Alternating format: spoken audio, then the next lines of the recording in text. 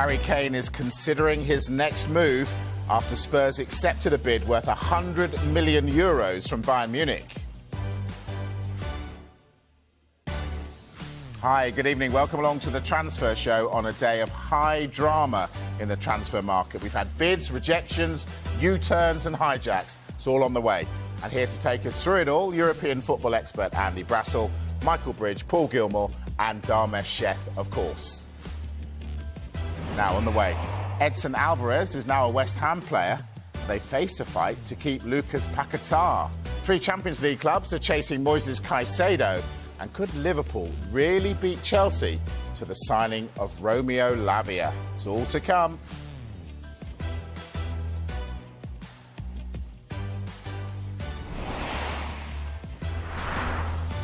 So, we tried to get as many people as possible around the table. I think we've succeeded. What do you think? Let's start with Harry Kane.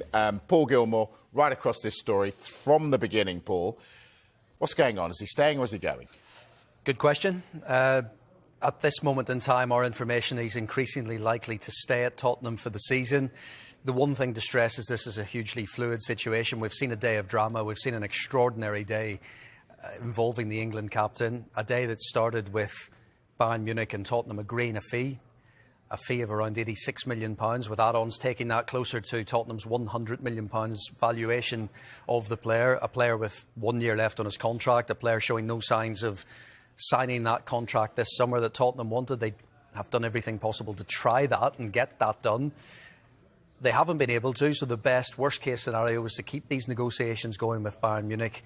They finally agreed a fee before the start of the Premier League season. That was Harry Kane's wish, and now it's over to Harry Kane. All eyes on Harry Kane, and the information that began to filter out to us this afternoon is that, yes, we have the deal agreed between the clubs. That park that to one side. That's normally the green light to be given for terms to be discussed formally between player and buying club. And that's where there's kind of a little bit of an issue in the terms side of things. We're told a couple of issues between Kane and Tottenham to sort out. Between Kane and Tottenham? Between Kane and Tottenham. OK. And so some issues to sort out. And the issues at this moment in time around that are all contributing towards him being increasingly likely to stay. Not to mention that I think Harry Kane has also been impressed with Ange Postecoglou. He's quite enjoyed the sessions.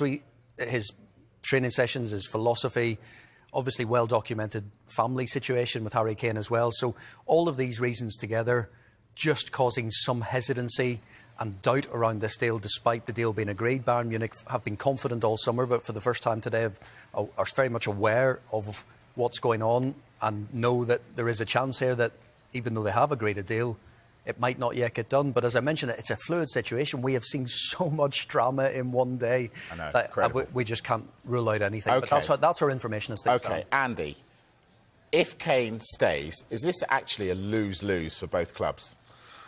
I don't think it is for Tottenham. I personally have thought all along that Tottenham can't afford to lose him at any price. I think it sends a terrible message. They can't qualify for the Champions League without him. Can they continue to fill the stadium without him?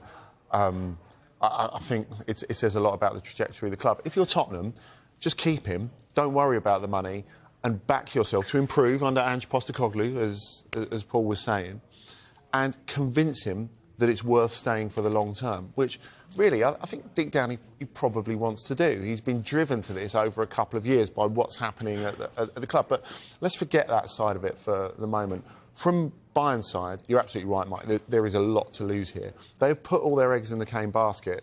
Now, they know that this is their only opportunity to get it done. As Kevin Hatchard was saying earlier in the week, if he's for free next summer, Bayern will not be at the front of the queue. This summer, they're the only gig in town. They've got him to be interested, and it wasn't clear. They've been interested in him for a couple of years, but it wasn't clear whether he would be interested in them. He has shown them that he is interested in them. So they've been led to believe that if they got this deal agreed, that it would be a formality. Now it's not a formality. All their other opportunities, they needed that big, not just big number 9, but big name number 9 this summer. Now, one of the others they would have considered, for example, Randal Kolo Muani at Eintracht Frankfurt, he would now prefer a move to PSG because he was never a priority for them. They were all in on Kane. Yeah. So what are their options? They've been turned down by the England captain if he doesn't go. and they're left without anyone to lead the line. Just picking up on what Andy said, I take your point about it being not a lose situation for Tottenham. Just keep him, try and convince him. Two things I would say to that is Paul's been saying throughout this transfer window that Harry Kane is not going to sign a new contract in this transfer window. So if he doesn't get sold, he's going to go into the last year of his contract after the window closes, knowing that he's into the final year of his deal. Yeah. Also, they've made it clear through various sources that they do not want to sell to a Premier League rival. But if he is if he still hasn't signed a contract in this transfer window, come September the 1st at 11 p.m, Tottenham are going to be in that almost worst-case scenario situation because they don't want to sell to a Premier League club, but not only don't they want to sell to a Premier League club, they're going to be in that position where they might have to let him go to a Premier League club for no money at all. But you can't the following summer. You can't be so scared of failure that you give yourself no chance of succeeding. I think that's where they are at the moment. I get that. Without Kane, they are not making the Champions League. I get that, but £100 million is a lot of money. And £100 million is rebuilding money almost for Ange Postecoglou. What happened when they sold Gareth Bale? They wasted pretty much all of that money. They did, but surely they'll learn from situations like that so they don't make that kind of mistake again. I just think that the situation... There's only one way to find out, I guess, isn't there? I get that. I just think, from Kane's perspective, yes, the noises we're hearing, he's happy. He's happy with the training. He likes Ange Postecoglou as well. And who's to say, like you said, that he won't sign a new contract in the middle of next season? However, Tottenham didn't want to put themselves in that situation because they've agreed this deal with Bayern Munich. So they've almost made their statement by saying, Bayern Munich, you've reached the price that we're satisfied with, we've agreed. Yeah, then you're it's right. come down to Harry Kane. And there's a little bit of politics if you look at it as well, because now, if Tottenham have said, we're willing to let you go, we've agreed this deal, it's the onus is then on Harry Kane, as Paul has been saying. And if Harry Kane then doesn't sign a new contract and then leaves for free, it's almost like, would the Spurs fans, I don't know, Michael can probably answer this, would Spurs fans almost feel betrayed a little bit by Harry Kane? Have we got a Sol Campbell possible situation here? Well, he's going to go to Arsenal. Well, no. I'm joking. You know what I mean. Where Spurs fans ended up being really unhappy. Look, I think every club will want to sign Harry Kane next year. I think every club will be in the mix. If Chelsea have a good season, I've got a lot of Spurs fans who say he would never join Chelsea. That doesn't mean Mauricio Pochettino is not going to speak to Todd Bowley and their directors and say, we want to have a really good go at this. You know, and Campbell, as I say, was never going to join Arsenal, was he? Look, that's still being talked about to this day. It was one of the most controversial transfers, and Chelsea and Tottenham is not a nice rivalry. Let's put it that way. It's a vicious rivalry. There's the North London derby. Tottenham-Chelsea is not a good rivalry, and most Spurs fans will hope that would never happen. But everything will be available for Harry Kane in a year's time. It's a tough job for Ange Postecoglou with Harry Kane. You know, the Premier League at the top six has never been so strong. You've got Newcastle, Aston Villa, you've got Brighton we're talking about now. Tottenham without Harry Kane, I just don't know what Spurs would do. I really don't know. He scored 30 league goals in a very poor side last season. 30 league goals. Antonio Conte left. They kept the coaching staff, Christian Stellini. That was a huge, huge mistake. So it's really intriguing because I would be concerned for Tottenham Hotspur as well. There's no real... I can't see many leaders in that dressing room at the moment. Hugo Lloris is still there. He's the club captain, but he is leaving the club. I don't know who Spurs would make captain. If someone asked me, I'd maybe say Son. I don't see many leaders in that dressing room. Now, Ange Postecoglou has not come in to be a short-term fix. He is there for the long term. He signed a 4-year contract. And for the record, I think he's handled this brilliantly over the last few weeks. 4-year contract. He may have Kane for a year or not. I mean, is he going to be, Paul, is he going to be happy with this situation, Postecoglou? Postecoglou, I think it's not ideal for any manager. He has said, but I thought he's handled it, as Michael said, very well in public. He has been really impressive in his interviews so far, Ange Postecoglou, and he simply said that he only wants to know from the hierarchy at the club when there is something to tell. Today, yesterday, maybe tomorrow, those days have now come that he is going, obviously, to be kept informed of what is going on, because all of this is significant at the moment. I think he obviously is getting on with preparing the team for Brentford. That's what this is playing out, this backdrop against, obviously, a first Premier League game of the season. Going back to the point about next summer, I think there will be a number of Premier League clubs rubbing their hands today at today's developments. They will be looking at that. They will be seeing the hesitancy around this, and that they will be very much monitoring what goes on. Because, again, when we talk about a lot of this is financial. So we talk about the issues at this stage of the negotiation. Our information is that, yes, that deal is agreed between the clubs.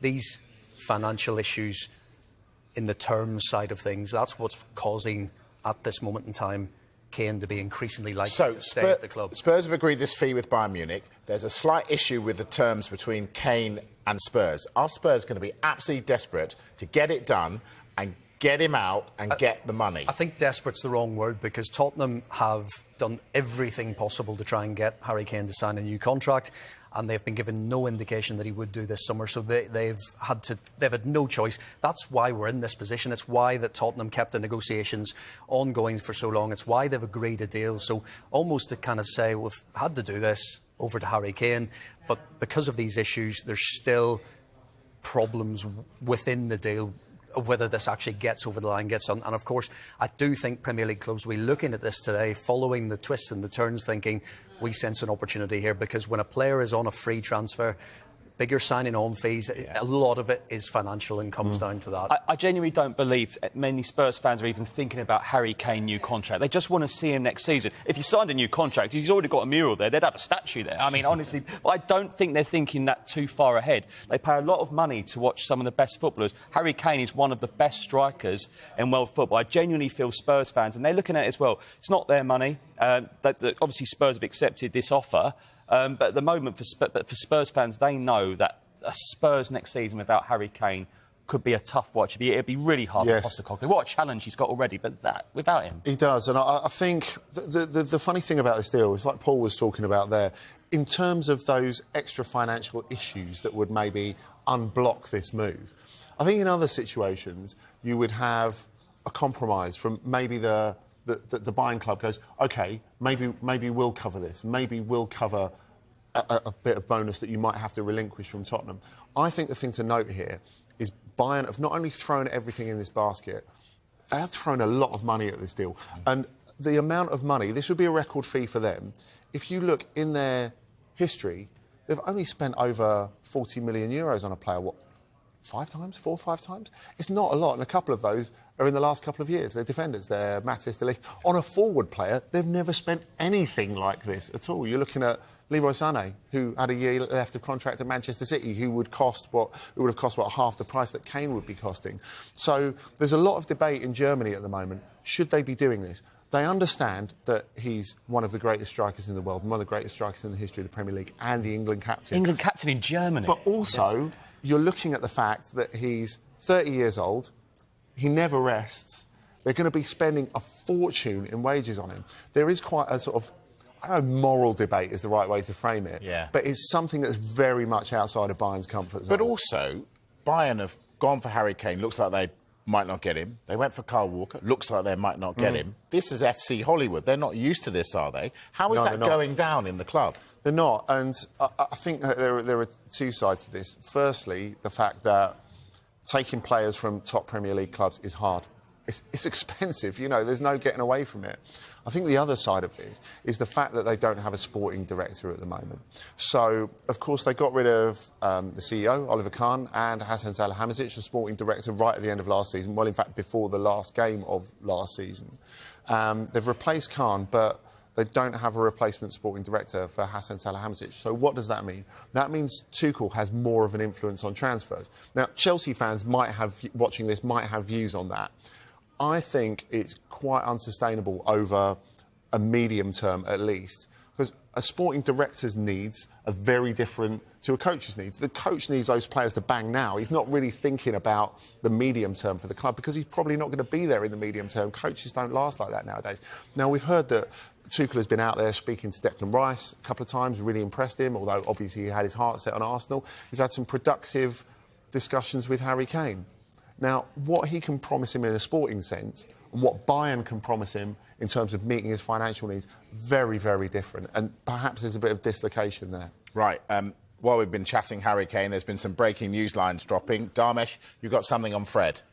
Yes, his time at Manchester United could soon be coming to a close because we're told that Fenerbahce have now agreed a deal in principle with the Brazilian midfielder Fred, the fee in the region of €15 million.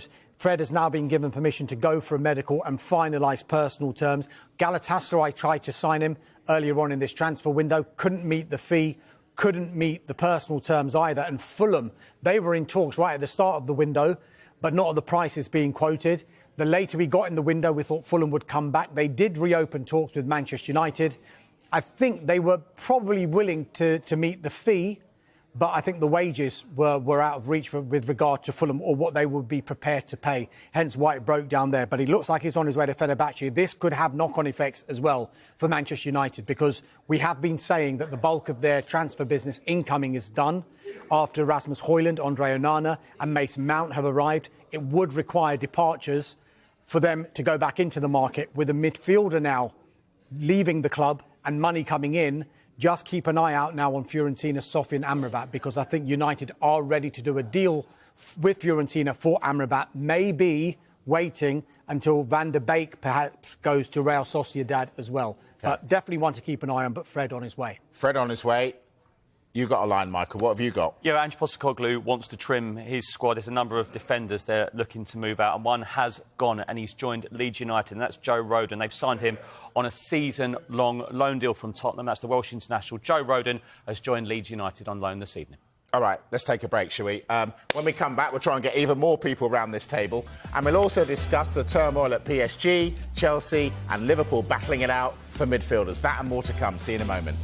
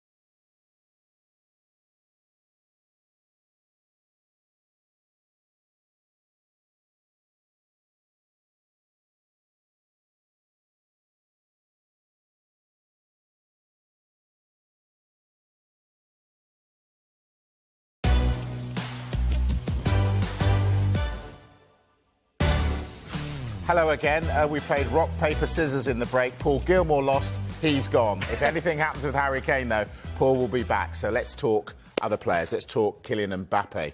What is going on there, Michael? Oh, unbelievable. Well, he's told PSG that he will not be leaving the club under any circumstances whatsoever this summer. I bet PSG are absolutely delighted to hear that. PSG's position, therefore, it's not changed. He'll be frozen out and will not play until his contract runs out next season. Quite staggering. Well, we understand one point of contention is that Mbappe feels let down by the club's transfer policy. When he signed a new contract, he thinks he was led to believe that Robert Lewandowski would be on the way, Bernardo Silva would be joining him at PSG. Meanwhile, PSG are planning for life without him. Quite incredible. Yeah, and I think the interesting thing when on September the 1st, if he's still there, as we imagine he probably will be, he'll be cashing the second half of that €80 million loyalty bonus, won't Loyalty bonus. Yeah, and maybe he'll have time to spend. Look, I think this is hot air. I think when it does get to September and he's still there, they can't leave him in the stand for a year. But he's got to play himself. Sure, there's a Euros round the corner. Yeah. He has to be playing, surely. And that's the brinkmanship of it. They're trying to convince him that they're going to leave him in the stand all season. There's no way they're leaving him in the stand all season. Now, of course, we do have to bear in mind that the club are, to an extent, walking it like they talk it. They've signed Gonzalo Ramos. Ousmane Dembele's just about to sign. As we said, Randal Kolo Muani is probably going to follow. That is your new front three. They've told Neymar that he's no longer required at the club. Messi's already gone. So they've got a future, and they've got a younger future going forward. Now, interestingly, Gonzalo Ramos is a player that Mbappe would absolutely love to play off. Now, we were hearing there, Michael was saying how, they didn't get Robert Lewandowski. They wanted Gianluca Scamacca, and they got outbid by West Ham last summer because they wouldn't go to where Sassuolo wanted. That was one of those points, I think, where Mbappe thought, hang on, am I really going to get anything near what I want here? Now, part of that, I think you have to say, is Mbappe's own fault. I mean, really, all the promises they made him was predicated on them selling Neymar. Now, it was clear they weren't going to be able to do that. He's on a huge contract, which doesn't expire till 2027. Now, it looks like they're making real moves to get rid of Neymar. And it looks as if Neymar's open to that. So, if this summer had been last summer, maybe Mbappe would have been a happier camper. But, that ship has sailed now. Dharmesh, has Mbappe done anything wrong in all of this?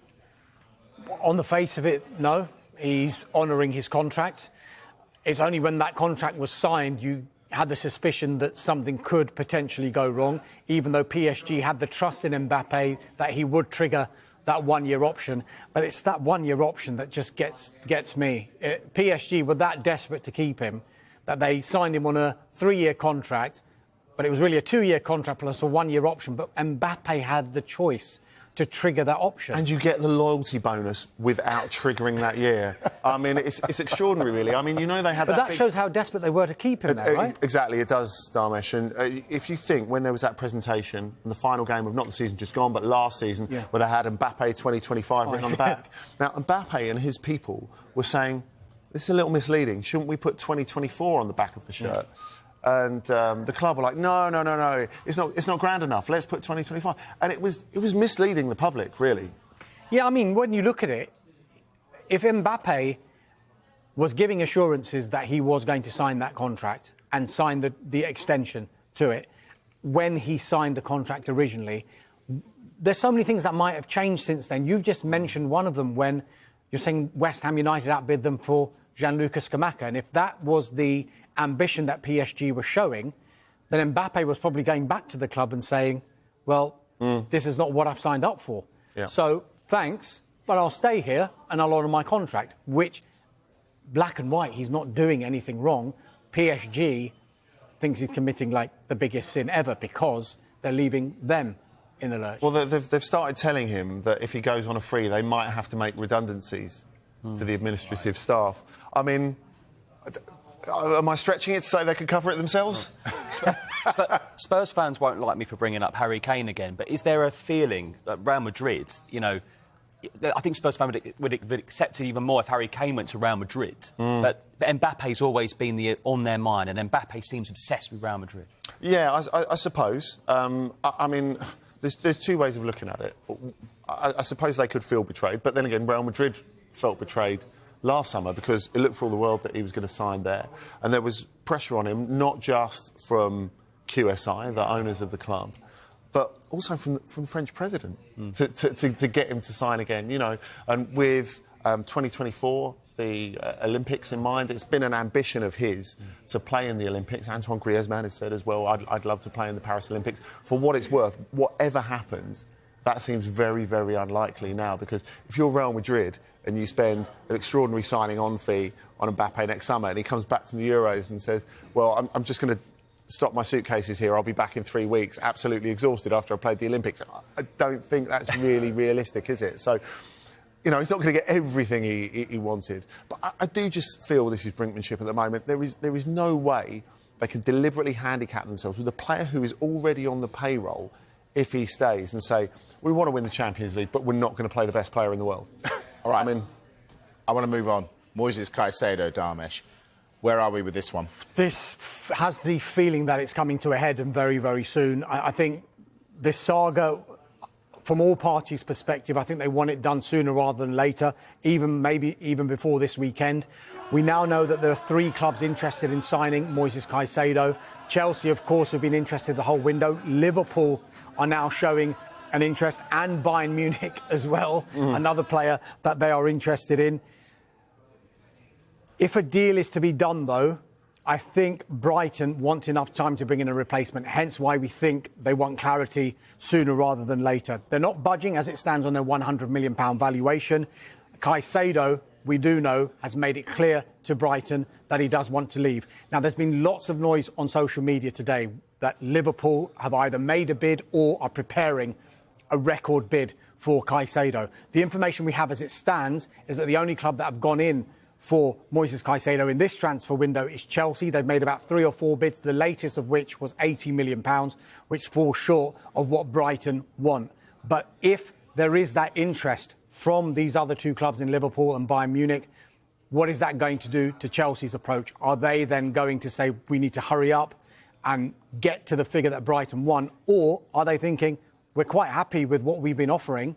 If Liverpool or someone else offers more and Brighton accept it, that's it. Moises Caicedo goes there. Andy, so Brighton won 100 million for him. Should Chelsea and Liverpool be looking elsewhere to get an equally good player who's cheaper?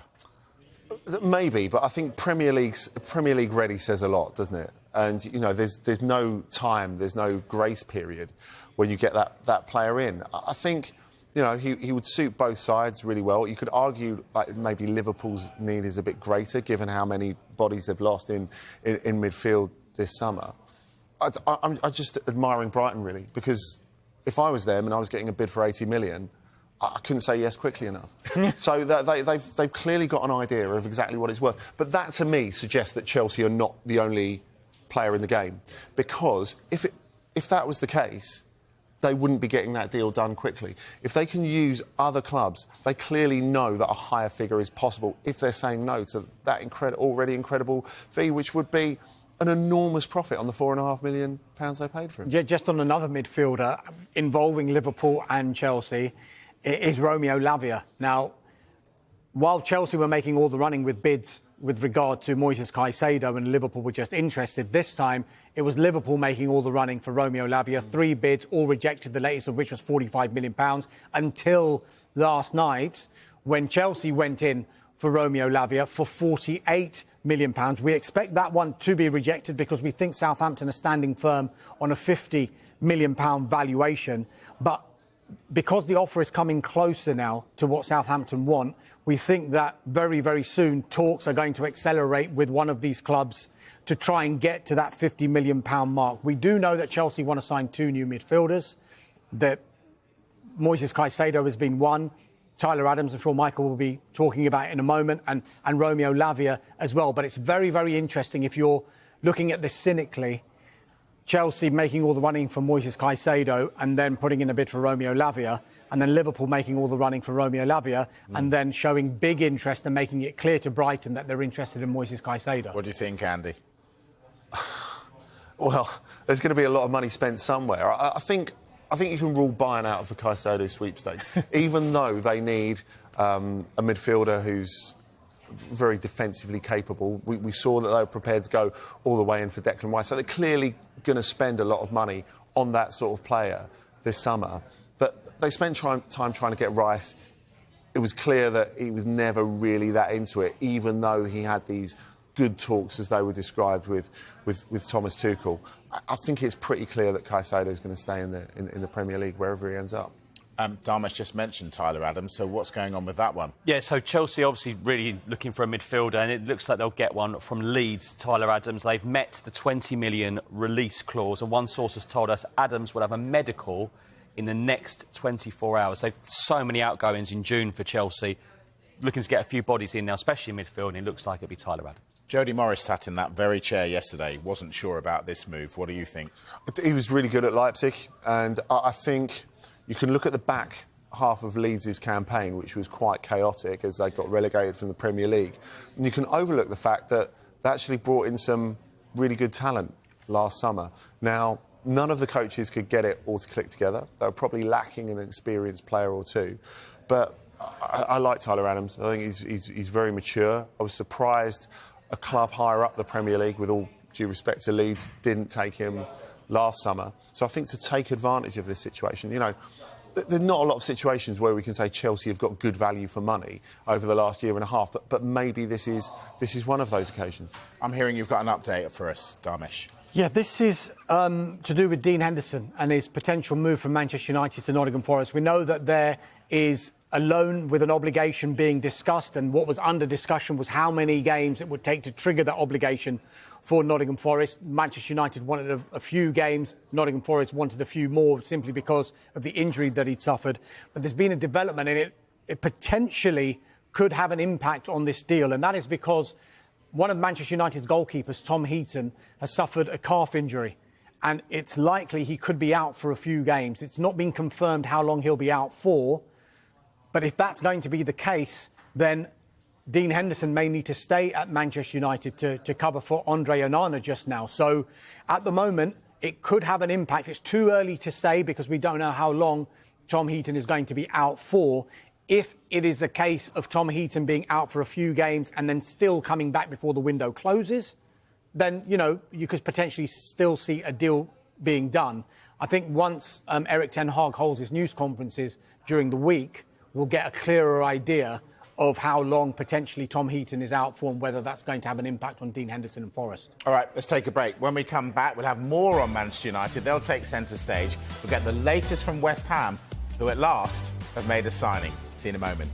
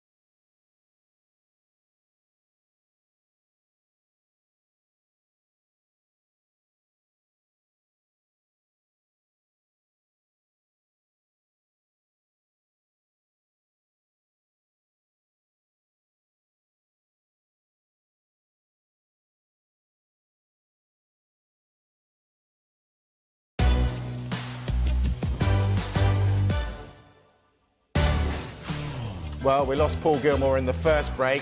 Amazingly, all four of us have avoided the Shepherd's Crook, and we're still here. So we're going to talk Harry Maguire shortly, but Benjamin Pavard is somebody that we know that Manchester United are looking at. So let's get the latest on that. So what is that, Dharmesh? Yeah, look, we know they've done the bulk of their business. We've spoken about that with Onana coming in, with Mason Mount coming in, and Rasmus Højlund coming in. If there are to be departures, then Manchester United could go back into the market. We'll talk about Harry Maguire, I'm sure, in more detail in a moment. But if he was to leave, there's a space then to fill in the defence for Manchester United. They're looking at Nice's Jean-Claude Todibo, but Bayern Munich's Benjamin Pavard is a really, really strong option. Manager Erik ten Hag wants to bring in players who've got winning mentality, who've won trophies. Benjamin Pavard fits that description very, very nicely indeed. And it's understood that Pavard would actually cost less than Todibo, simply because Pavard's entering the final year of his contract. Todibo has still got a contract that runs until 2027. So definitely one to watch because he's a strong option for Erik ten Hag and United. Would Pavard be a good fit for United? Yeah, I think he'd improve any side at the top end of the Premier League, Mike. And I think we're used to seeing him for France, a right back, and often for Bayern as well. He's really a centre half. He feels the most comfortable there. It does mean there's adaptability. He could play in a three. There's all sorts of possibilities for him. I think if you're using him as a right back, he offers more attacking wise than Wan-Bissaka. He's a much better defender than Diogo Dalot. So you're looking at someone really, really accomplished. He just doesn't want to play for Bayern anymore. It's that simple. Have Bayern got this transfer window all wrong? They've gone after all these players, not got them. Player they had, because they went after Kyle Walker, as he said, well, if you don't want me, then I'm off. Is that what's happened? It's not quite that, but it's funny because there was talk, of course, if Walker was going to go to Bayern. Again, another Premier League player who's been keen on the idea of Bayern, but a deal that they haven't been able to close, which I think reflects quite poorly on the way they're doing business at the moment. The idea that Benjamin Pavard would maybe go in the opposite direction and go to Manchester City. Now, I know some Manchester City fans will turn up their nose at this, but Kyle Walker's been brilliant for them. But I think if you look at the respective ages of them and the fact that, I mean, obviously Walker's an incredible athlete and he's still a great player. But if you think he's 33, Pavard is 6.5, nearly 7 years younger. He's, I think, more accomplished on the ball. He's probably a better defender as well. You could argue that he was an upgrade for Manchester City as well, in a certain way. And if you think of how players improve from Guardiola's coaching with the players around them, you know, there are not players who really get worse at City. They go like that, don't they? So I think that would be really interesting to him. But, of course, Manchester United have been here before, haven't they? Trying to stop players going to Manchester City. Happened with Harry Maguire. Yep. Happened with Alexis Sanchez. Yep. Not How always entirely worked out. Obviously, I think Pavard is a different case and would be great for United. Let's talk Rasmus Højlund then. How do you think that one's going to turn out? Well, they've taken a risk. There's no doubt about it. Simply because there's not really that big a sample size. I mean, for me, he looks like the real deal. He's a very versatile finisher. He makes great runs. Incredible start to his international career with Denmark as well. If they'd have had him for the World Cup last December, that was the one thing Denmark were really lacking. They were terrific until it came to taking the chances. So I think they've done the right thing in that they've gone for a player who can work with Marcus Rashford or maybe be behind Marcus Rashford while Rashford plays a centre forward. So why a risk? Because it's so much money. I think, and if you look that they could have paid, what, 25% more and ended up with Harry Kane, maybe? Although maybe that's a more difficult deal for Daniel Levy to sanction than sending him to Bayern. It is a risk because there's a small sample size. But I think it's a palatable risk when you look at what United have got, when you look at the sort of dynamic that Ten Hag wants to take them on. I think it's the right sort of signing for United, definitely. OK. Dharmesh, we mentioned Harry Maguire earlier, so update us on what's going on with that deal to West Ham. This is close now.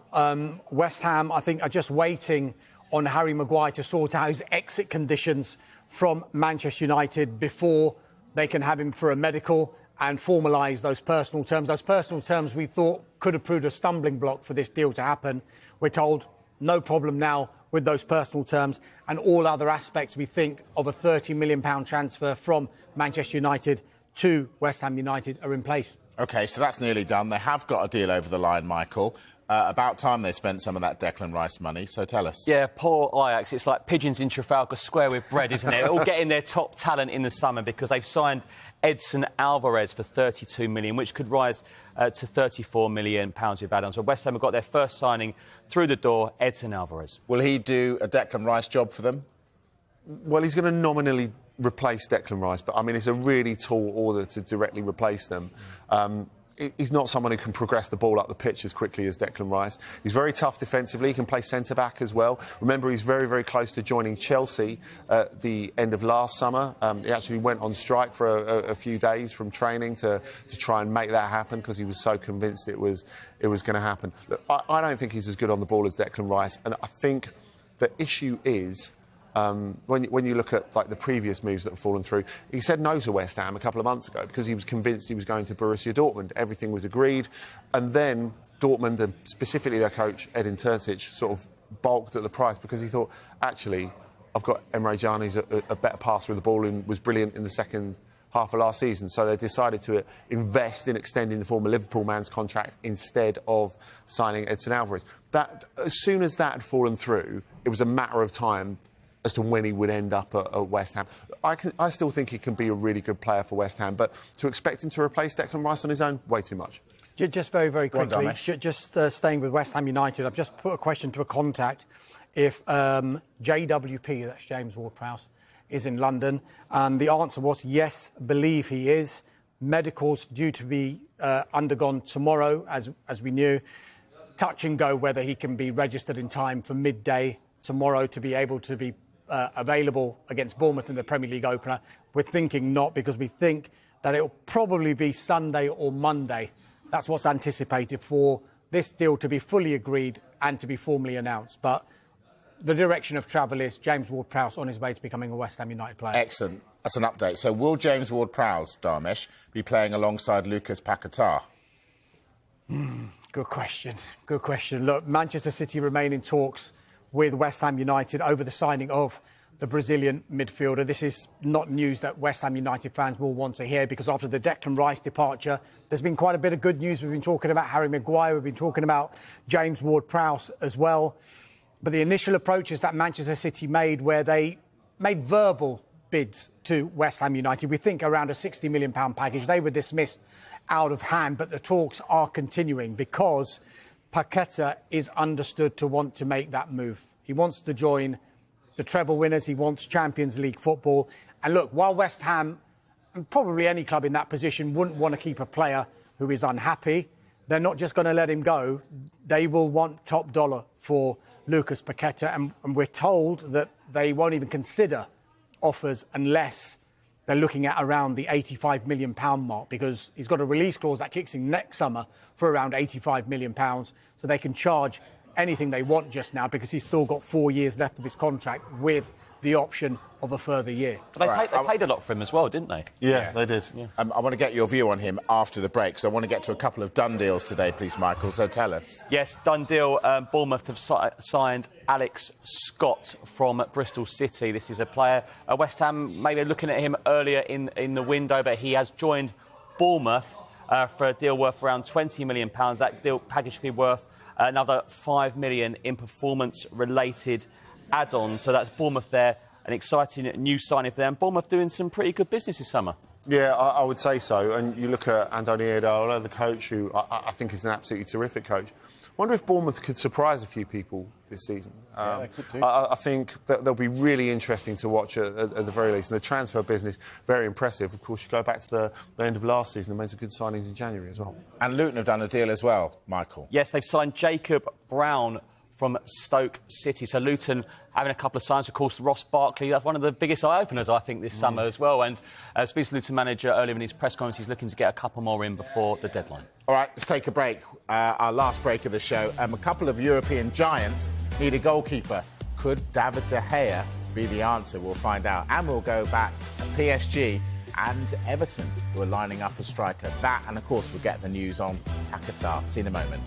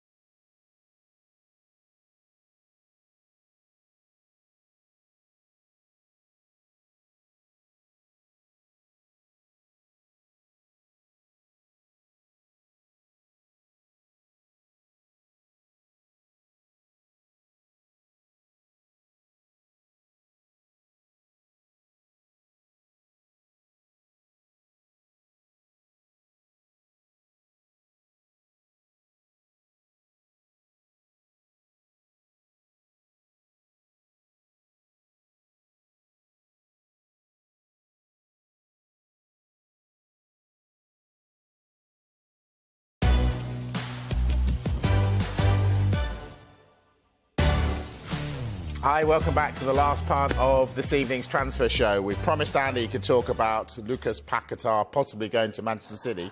It's the only reason I didn't go the same way as Paul. So what do you think? Would that be good for City? Yeah, it would, and it's something that's not new, because they've been lining him up for a long time, Pep Guardiola and Manchester City. Before he went to West Ham, he was their backup if Bernardo Silva had left last summer, for example. OK. So we know Guardiola's a huge fan of his. I think he could probably see the progression. We were talking about how players improved so much at Manchester City and under Guardiola. Look, for the first little bit of last season, it was a bit of a fish out of water, I felt, Paquetá or West Ham. You know, he was used to being in a team that dominated the game with the ball, and it wasn't quite the same for him there, especially as the team was really struggling when he first arrived. Final third of last season, I thought he was excellent, vital in them going on and winning the UEFA Conference League. I think, a bit like Darmish was hinting at earlier, I think it's a matter of time on this deal. I just think the question is, West Ham know he wants to go, they know City want him, and they know City have the money. The question is exactly how much they can squeeze out of him. Look, they won the European trophy, they're going to make a tidy little profit. I don't think this is anything but a winner all round, really. OK, all right, we're running out of time, so I want to whiz through a few. I always say that, don't I? David De Gea, any closer to getting a club, Darmish? This could be very interesting because Real Madrid are exploring goalkeeping options after Thibaut Courtois suffered an anti-cruciate ligament injury. And contact, we're told, has been made with David De Gea's representatives. Don't have to contact the club because he's a free agent after he left Manchester United at the end of the season. They're also making checks on Kepa's situation. We know that Bayern Munich are interested. I just hope that if Real Madrid are in for David De Gea, they don't use any kind of fax machine, because that scuppered them back in 2015. Carrier pigeon this time. Yes. Yeah. Probably send the carrier pigeon out now. Yeah, Should get probably. there in time. Yeah. OK, so can you see that happening? De Gea to Madrid. I think De Gea to Real Madrid makes sense. De Gea to Bayern, as has been mentioned, because they've got their own goalkeeping problem as part of their messy windows you were talking about. That doesn't make any sense because they need a goalkeeper who can play the ball out. Real Madrid play a little bit deeper. I think it's fine for them, and of course it's a move that he would have liked for a very long time. Now, Kepa to Bayern, I know there will be a few Chelsea fans out there and a few Athletic fans and a few neutral fans just wondering what are Bayern doing. But I think in terms of him being able to play with the ball at his feet, I think that's something that's absolutely vital at Bayern. Does it matter he played for Atletico, David De Gea? I don't think it does, really, because if you look at it, Michael, he was never really taken to the hearts of Atletico fans in quite the same way. Right. Because he was never there long enough. And they followed that up by having Courtois, who was very, very popular for the 3 seasons that he was there before he trashed that reputation by later going to Real Madrid, but perhaps making your point for you. And they had Jan Oblak after that. So he doesn't quite fit in the, I guess, pantheon of great Atletico Madrid goalkeepers. It's the funny thing. There's always been a very different view of De Gea in Spain than there has in the Premier League. People loved him in the Premier League, talked about him as the best goalkeeper in the world for many years. That's not really a view that's been shared in Spain. So that he could go back, make the move to Real Madrid that he always wanted to, and prove a couple of people wrong. That would be fantastic for him. That is the transfer show today. May I say, well done for surviving the whole show, gentlemen. It's been an absolute pleasure. Transfer show returns tomorrow. Sky Sports News returns next. We'll see you.